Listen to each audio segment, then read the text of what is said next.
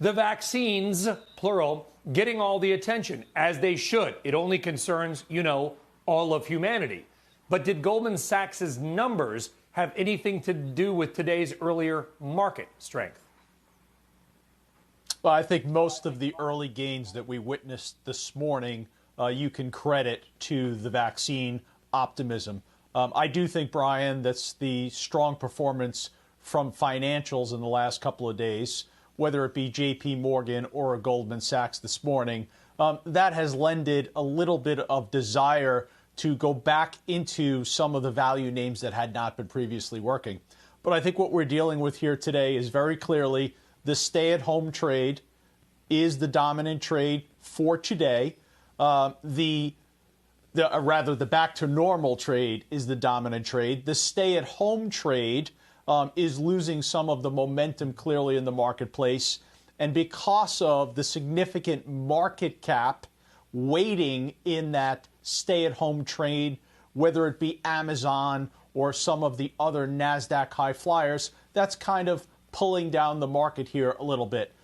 Do I think it's a dramatic reversal that began the other day and is going to signal the end of that stay-at-home trade? No, I don't believe that it is. But I just think it's creating a scenario where, because you've got the cruise lines and the leisure stocks and the casinos rising on the optimism for back to normal, you're seeing money reallocate, and that's kind of weighing on the stay-at-home NASDAQ trade. Well, that's it. And Stephen Weiss, and we got two things to discuss. Number one, obviously, this reversal, kind of like we had Monday, by the way, although that was on the headlines about the Los Angeles school districts being closed as well. I haven't seen headlines like that. Maybe the market knows something that I don't. But we're going to need to come up with, I guess, a new acronym, because I don't know if WFH, work from home, is it work from work from office, BTN, back to normal? Is this that rotation that Joe was talking about? We've seen these mini rotations over the past few months where technology or growth stocks sort of take a breather, trade down a little bit, and so-called value stocks then pick up the slack.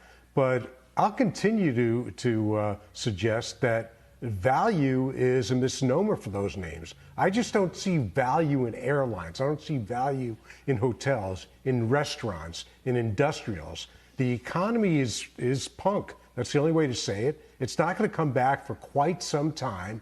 And there's no value in an airline that's completely upside down financially and is not seeing anybody on board as they travel. So their costs are going to kill them.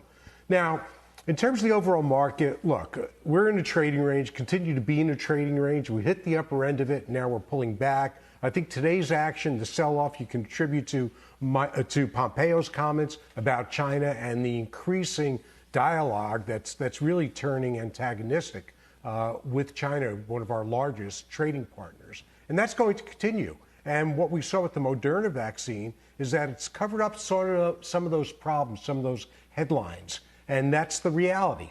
So I think you still got to be cautious. I'm not advocating taking major exposure off. I have taken a little bit off, but I'm also finding opportunity in other names to balance out the portfolio.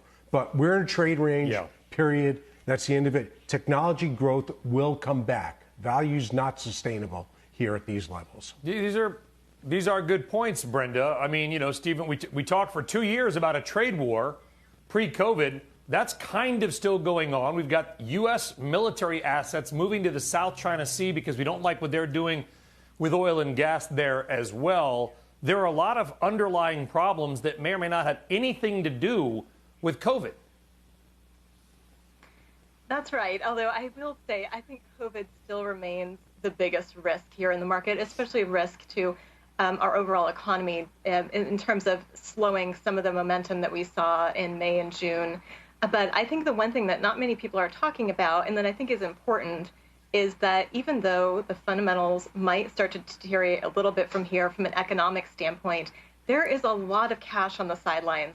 BCA Research put out a report a few weeks ago showing that more than 50% of the value of the market capitalization of U.S. stock market is sitting in money market funds, both institutional and retail.